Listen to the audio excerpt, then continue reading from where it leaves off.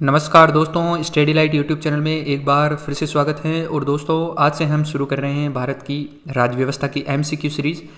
कहने का मतलब है कि आपने भारत की राज्य व्यवस्था पढ़ रखी होगी, लेकिन अब हम करेंगे रिवर्स इंजीनियरिंग, यानी एमसीक्यू के तहत हम फिर से भारत की जो राज्य व्यवस्था है उसको पढ़ेंगे। आज का जो हमारा पहला टॉपिक है वो है संविधान के विभिन्न स्रोत। देखिए, मैं आपको बता दूं कि हमारे जो संविधान के निर्माता थे उनको हमारा संविधान बनाने से पहले उन्होंने 60 देशों के जो संविधान थे उनका अध्ययन किया था बारीकी से, और उसके बाद में उन संविधान से जो भी इम्पोर्टेंट विशेषताएं थी वो हमारे संविधान में एडॉप्ट की गई। ठीक है, और उससे रिलेटेड हम आज 25 क्वेश्चंस पढ़ेंगे। तो ये ज़्यादातर क्वेश्चंस तो इसमें वो हैं जो कि प्रीवियस एग्जाम्स में पूछे गए। और आपको मैं इससे पहले बता दूं कि हमारे संविधान को बनने में 2 वर्ष 11 माह है और 18 दिन का समय लगा था। वो इसीलिए लगा था क्योंकि 60 देशों के जो संविधान था उनका अध्ययन किया था। और हमारे जो संविधान था वो 26 नवंबर 1949 को राष्ट्र को समर्पित किया गया और 26 जनवरी 1950 को हमारे संविधान को लागू कर दिया गया। ये बेसिक विशेषताएं थी। अब हम ये जो 25 क्वेश्चंस हैं इनको डिटेल में पढ़ेंगे। उससे पहले आपको स्टडी लाइट यूट्यूब चैनल को सब्सक्राइब कर लेना है और बेल आइकन दबाएं। और एक काम जरूर करना है आपको, ये जो 25 क्वेश्चंस हैं इसमें से आपके कितने क्वेश्चंस ठीक होते हैं आपको कमेंट में लिखना है और एक लाइक ज़रूर करना है। तो चलिए शुरू करते हैं। हमारा सबसे पहला क्वेश्चन है, भारतीय संविधान में मौलिक कर्तव्यों का विचार किस देश के संविधान से लिया गया है। सबसे पहले तो आपको मौलिक कर्तव्यों के बारे में क्या क्या चीज़ें याद रखनी है। ये हमारे संविधान के भाग 4 में मेंशन है और अनुच्छेद है 51 क में, या फिर ए भी बोल सकते हो। भाग 4 अनुच्छेद 51 के में हमारे मौलिक कर्तव्य हैं। मौलिक कर्तव्यों की सिफारिश सरदार स्वर्ण सिंह समिति ने सिफारिश की थी हमारे संविधान में जोड़ने के लिए। इन्होंने कहा था कि 8 मौलिक कर्तव्य जोड़े जाने चाहिए थे, लेकिन हमारा जो मूल संविधान है उसमें 10 मौलिक कर्तव्यों को जोड़ा गया था। और ये जो 10 मौलिक कर्तव्य हैं ये कब जोड़े गए थे? 1976 में 42वें संविधान संशोधन भी आपको याद रखना है। 42वें संविधान संशोधन 1976 के माध्यम से 10 मौलिक कर्तव्य हमारे मूल संविधान में जोड़े। इसके बाद में एक 11वां मौलिक कर्तव्य जोड़ा गया जो कि 86वें संविधान संशोधन 2002 के माध्यम से 11वां मौलिक कर्तव्य जोड़ा गया।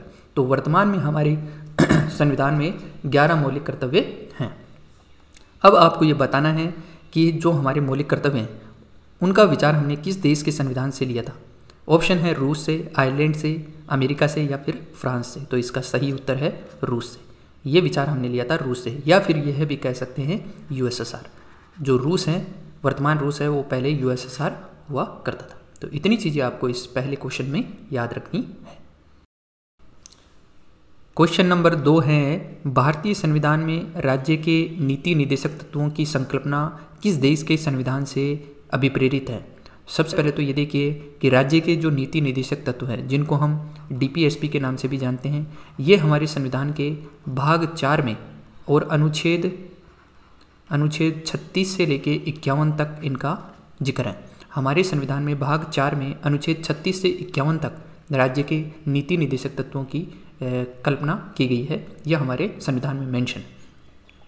अब जो नीति निर्देशक तत्व हैं ये कानून द्वारा परिवर्तनीय नहीं है। याद रखना कि यदि इनका उल्लंघन हो जाता है तो आप किसी भी न्यायालय में जाकर इनको परिवर्तनीय नहीं करवा सकते, क्योंकि ये कानून द्वारा परिवर्तनीय नहीं है। याद रखना है, इम्पोर्टेंट है।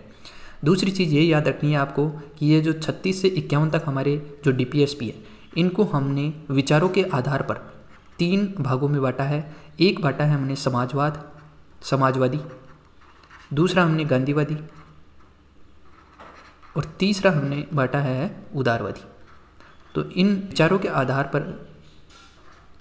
आधार पर हमने इन 3 भागों में बांटा है। ध्यान रखना, हमारे संविधान में वर्गीकरण नहीं किया गया है, केवल हमने विचारों के आधार पर इनका वर्गीकरण किया है। समाजवादी, गांधीवादी और उदारवादी, यानी उद्देश्यों के आधार पर। अब आपको ये बताना है कि ये जो संकल्पना है हमने किस देश के संविधान से अभिप्रेरित की है। ऑप्शन है रूस से, आयरलैंड से, अमेरिका से या फिर फ्रांस से। तो इसका सही उत्तर है आयरलैंड के संविधान से हमने डीपीएसपी के जो विचार हैं वो लिए हैं। वेरी इंपॉर्टेंट क्वेश्चन है, आपको याद रखना। क्वेश्चन नंबर 3 है, भारतीय संविधान की प्रस्तावना में सम्मिलित स्वतंत्रता, समानता एवं बंधुत्व का सिद्धांत किस देश से लिया गया है? सबसे पहले तो आपको ये याद रखना है कि प्रस्तावना जो है वो हमारे संविधान की आत्मा है, और ये किसने कहा है? पंडित ठाकुरदास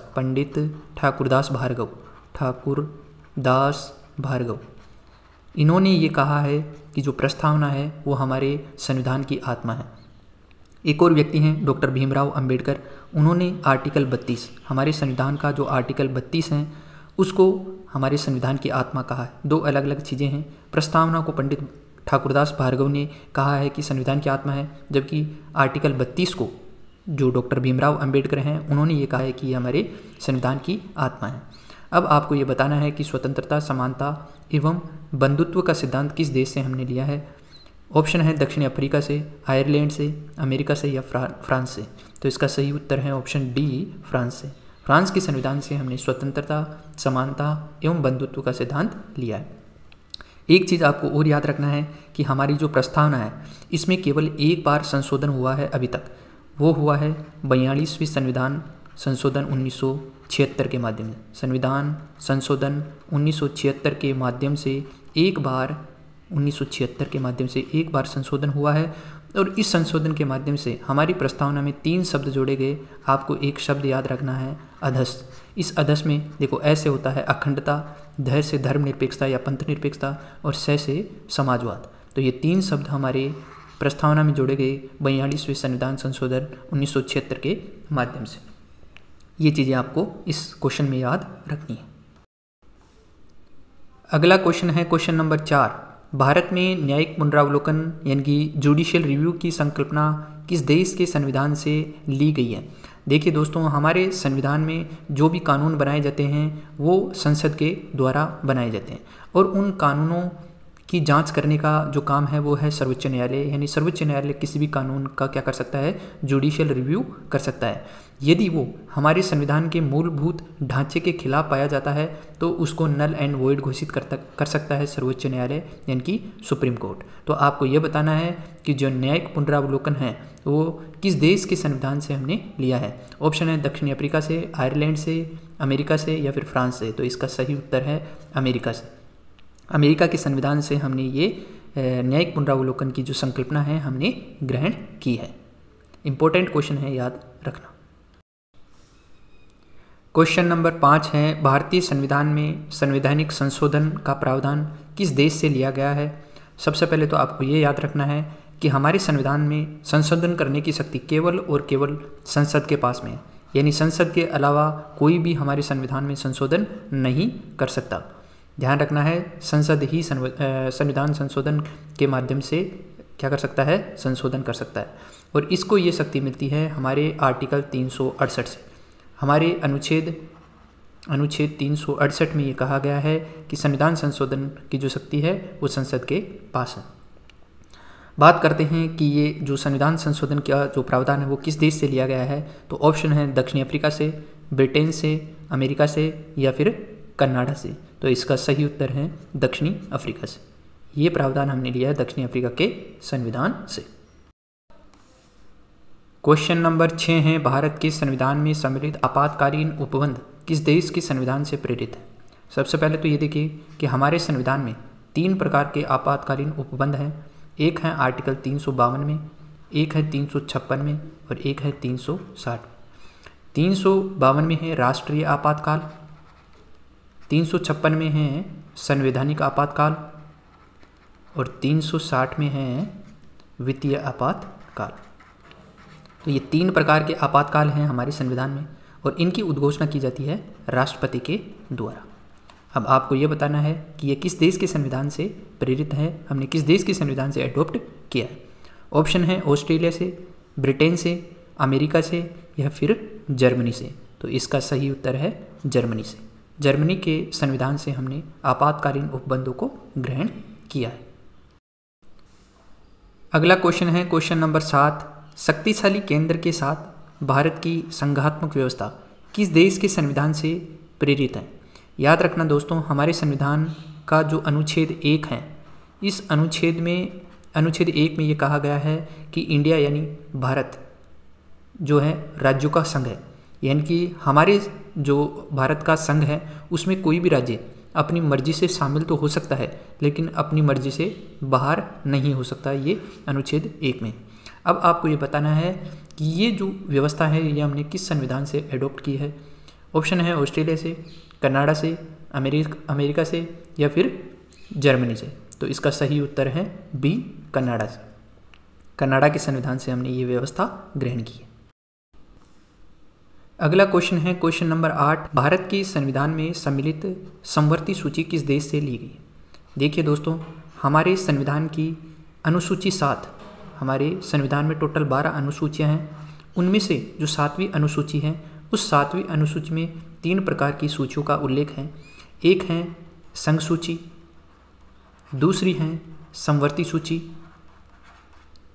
सूची और तीसरी है राज्य सूची। ये 3 प्रकार की सूचियां हैं इस 7वीं अनुसूची में।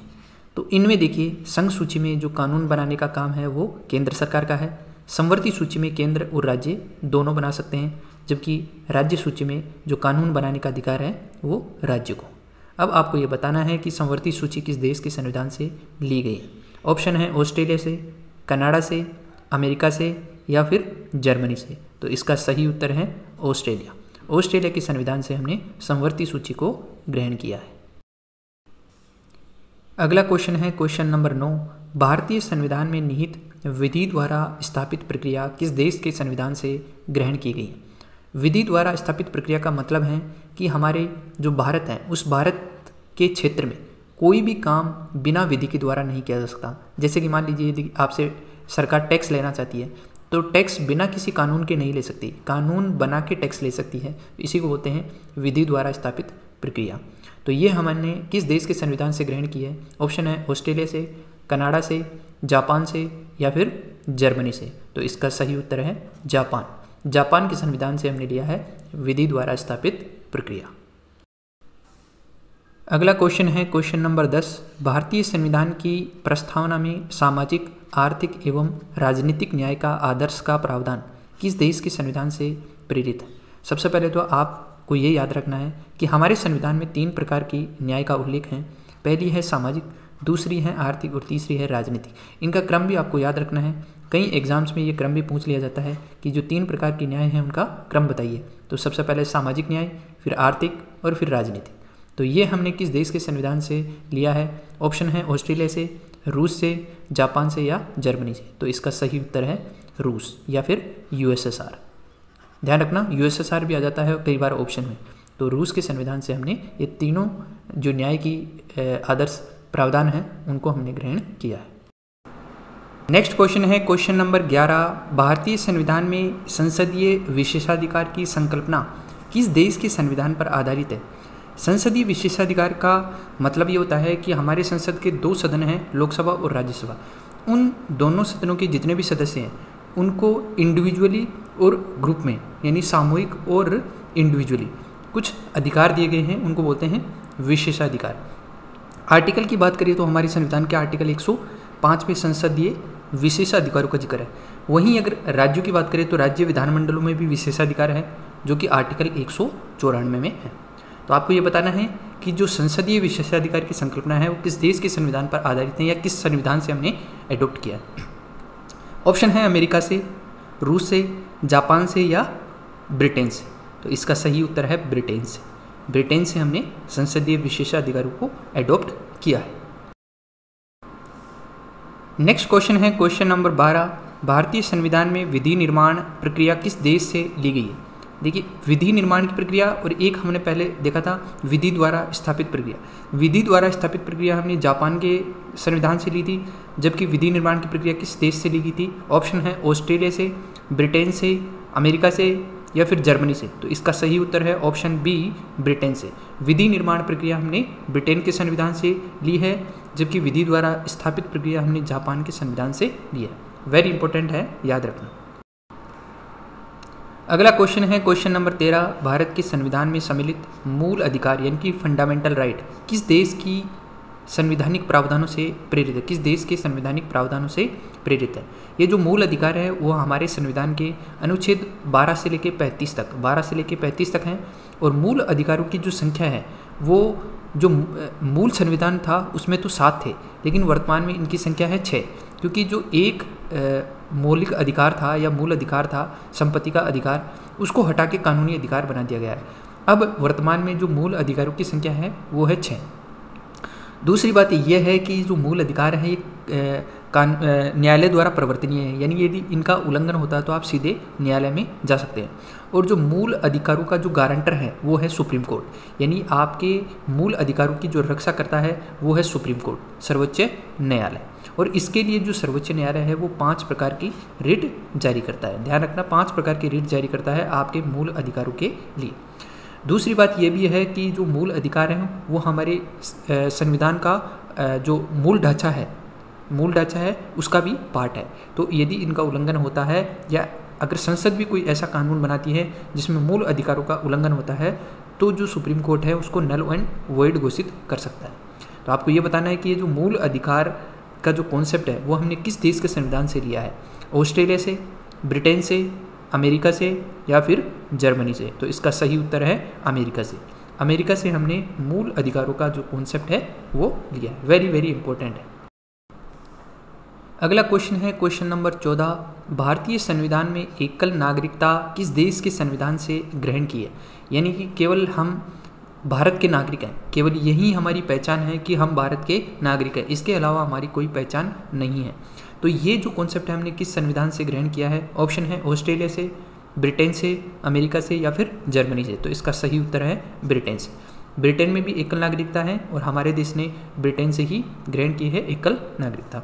जबकि अमेरिका में द्विनागरिकता का कॉन्सेप्ट है, यानी कि वहाँ पे राज्यों में अलग नागरिकता और देश के स्तर पर अलग नागरिकता, यानी 2 प्रकार की नागरिकता हो सकती है। लेकिन भारत में केवल एकल नागरिकता है। अगला क्वेश्चन है क्वेश्चन नंबर 15, भारतीय संविधान में अवशिष्ट शक्तियों का केंद्र में निहित होना किस देश से ग्रहण किया गया? सबसे पहले तो ये देखो कि जो अवशिष्ट शक्तियां हैं वो क्या होती हैं। देखो हमारी जो भारतीय संविधान की अनुसूची 7 है उसमें 3 प्रकार की सूचियों का उल्लेख है। एक है संघ सूची, दूसरी है समवर्ती सूची और तीसरी है राज्य सूची।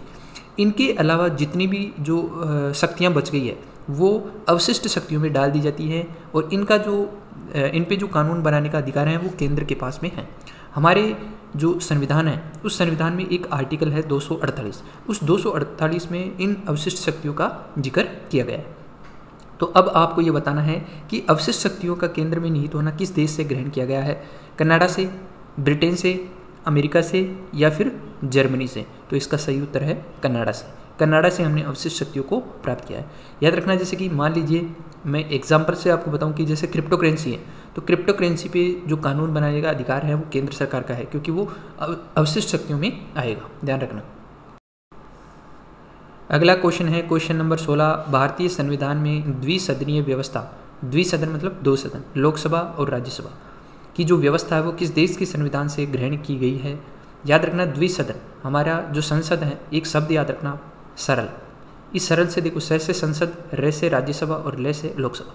आर्टिकल की बात करें तो 79, 80 और 81, यानी कि 79 में तो है संसद और जो राज्यसभा है वो है आर्टिकल 80 में और लोकसभा है आर्टिकल 81 में। तो ये शब्द आप याद रखना। तो जो द्विसदनीय व्यवस्था है वो किस देश के संविधान से ग्रहण की है? तो ऑप्शन है कनाडा से, ब्रिटेन से, अमेरिका से या फिर जर्मनी से? तो इसका सही उत्तर है ब्रिटेन से। ब्रिटेन में भी द्विसदनीय व्यवस्था है और भारत में भी द्विसदनीय व्यवस्था है। अगला क्वेश्चन है क्वेश्चन नंबर 17, भारतीय संविधान में राज्यसभा को स्थापित करने का विचार किस देश के संविधान से ग्रहण किया गया है? याद रखना, द्विसदनीय व्यवस्था का जो मतलब है वो अलग है और राज्यसभा को स्थापित करने का जो विचार है वो अलग है। तो राज्यसभा को स्थापित करने का विचार किस देश के संविधान से ग्रहण किया है? ऑप्शन है दक्षिणी अफ्रीका से, ब्रिटेन से, अमेरिका से या फिर कनाडा से? तो इसका सही उत्तर है दक्षिणी अफ्रीका से। द्विसदनीय व्यवस्था का प्रावधान तो हमने लिया है ब्रिटेन से, जबकि राज्यसभा को स्थापित करने का जो प्रावधान है वो हमने दक्षिणी अफ्रीका के संविधान से लिया है।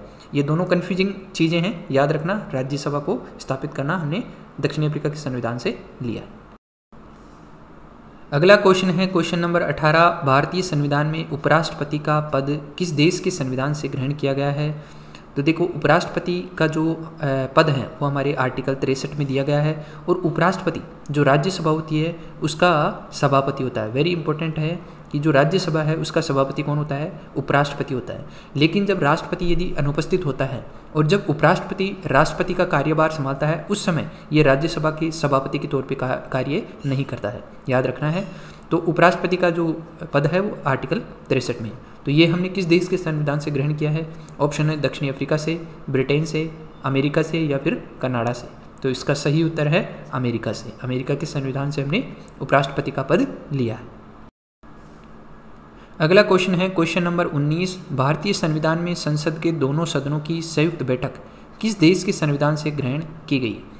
दो ऐसी स्थिति होती है जिसमें हमारे जो संसद के दो सदन हैं, लोकसभा और राज्यसभा, उनकी संयुक्त बैठक नहीं बुलाई जा सकती। एक तो धन विधेयक के मामले में और एक संविधान संशोधन के मामले में। इनके अलावा दोनों सदनों की संयुक्त बैठक की जा सकती है, और ये दोनों सदनों की जो संयुक्त बैठक है वो राष्ट्रपति बुलाता है, और इसकी जो अध्यक्षता है, यानी संयुक्त बैठक की जो अध्यक्षता है वो करता है लोकसभा का जो अध्यक्ष रहता है वह। तो ये जो कॉन्सेप्ट है हमने किस संविधान से लिया है? ऑस्ट्रेलिया से, ब्रिटेन से, अमेरिका से या फिर जर्मनी से। तो इसका सही उत्तर है ऑस्ट्रेलिया से। संसद के दोनों सदनों की संयुक्त बैठक का कॉन्सेप्ट ऑस्ट्रेलिया से लिया गया है। अगला क्वेश्चन है क्वेश्चन नंबर 20, भारतीय संविधान में संसदीय शासन प्रणाली किस देश के संविधान से ग्रहण की गई है? दोस्तों, जो शासन प्रणाली है वो दो प्रकार की होती है। एक होती है संसदीय शासन प्रणाली और दूसरी होती है अध्यक्षीय शासन प्रणाली। अमेरिका में जो है वो अध्यक्षीय शासन प्रणाली है, और अमेरिका की जो अध्यक्षीय प्रणाली है उसमें जो सरकार का प्रमुख होता है वो होता है राष्ट्रपति। जो संसदीय शासन प्रणाली है हमारे भारत में, उसमें जो सरकार का प्रमुख होता है वो होता है प्रधानमंत्री। तो ये जो संसदीय शासन प्रणाली है हमने किस देश के संविधान से ली है? ऑप्शन है ऑस्ट्रेलिया से, ब्रिटेन से, अमेरिका से या फिर जर्मनी से। तो इसका सही उत्तर है ब्रिटेन से। ब्रिटेन के संविधान से संसदीय शासन प्रणाली को ग्रहण किया गया है। अगला क्वेश्चन है क्वेश्चन नंबर 21, भारतीय संविधान में राष्ट्रपति पर महाभियोग किस देश के संविधान से ग्रहण किया गया है? महाभियोग की वह प्रक्रिया है जिसके द्वारा राष्ट्रपति को हटाया जाता है। हमारे संविधान के आर्टिकल 61 में राष्ट्रपति को हटाने की जो प्रक्रिया है महाभियोग की, उसका जिक्र किया गया है। यह हमने किस देश के संविधान से लिया है? तो ऑप्शन है ऑस्ट्रेलिया से, ब्रिटेन से, अमेरिका से या फिर जर्मनी से। तो इसका सही उत्तर है अमेरिका से। अमेरिका के संविधान से हमने राष्ट्रपति पर महाभियोग की प्रक्रिया का जो कॉन्सेप्ट है वो लिया है। नेक्स्ट क्वेश्चन है क्वेश्चन नंबर 22, भारतीय संविधान में स्वतंत्र न्यायपालिका का विचार किस देश के संविधान से लिया गया? स्वतंत्र न्यायपालिका का जो विचार है वो हमारे आर्टिकल 50 में दिया गया है। यानी कि जो कार्यपालिका और जो न्यायपालिका है वो एक दूसरे के काम में दखलंदाजी नहीं देंगे। आर्टिकल 50 में ये कहा गया है, और आर्टिकल 50 को यह भी कहा जाता है कि ये पृथक्करण के सिद्धांत पर आधारित है।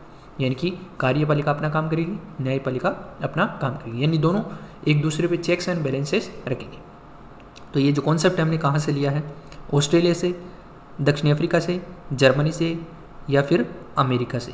तो इसका सही उत्तर है अमेरिका से। स्वतंत्र न्यायपालिका का विचार अमेरिका के संविधान से लिया गया है। अगला क्वेश्चन है क्वेश्चन नंबर 23, भारतीय संविधान में आपातकाल के समय मूल अधिकारों का स्थगन का जो विचार है वो किस देश के संविधान से ग्रहण किया गया? मैंने आपको बताया था कि जो आपातकाल हैं वो 3 प्रकार के होते हैं। एक आर्टिकल 352 में, दूसरा है 356 में और तीसरा है 360 में। तो आपातकाल की स्थिति में जो मूल अधिकार हैं हमारे आर्टिकल 12 से लेकर 35 तक मूल अधिकार हैं। 6 प्रकार के मूल अधिकार हैं वर्तमान में।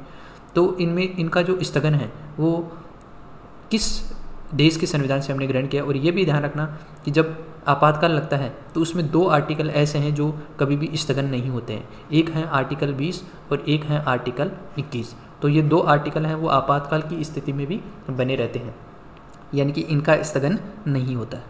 तो इनमें इसका ऑप्शन ऑस्ट्रेलिया से, दक्षिण अफ्रीका से, जर्मनी से या अमेरिका से। तो इसका सही उत्तर है जर्मनी से।